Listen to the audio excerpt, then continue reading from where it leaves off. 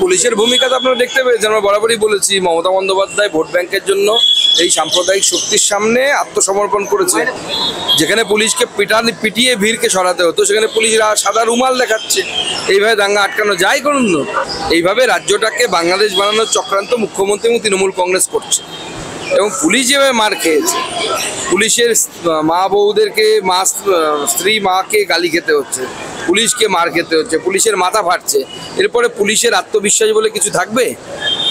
একটা অপদার্থ এসপি, সেই এসপি বসে আছে, এসডিপিও এবং আইসি যাদেরকে বসিয়ে রাখা হয়েছে অপদার্থ, তারা এই কাজ করছে। পুলিশ তো আক্রমণের শিকার হয়েছে, কারণ হচ্ছে ডিফেন্সিভ মোডে কোনো কাজ হয় না। যেভাবে ডিফেন্সিভ মোড নিয়ে পুলিশ সাদা পতাকা দেখাচ্ছে, দাঙ্গাকারী যারা, এই সমস্ত ধর্মীয় উন্মাদ যারা, তাদের এইভাবে ঠিক হয়?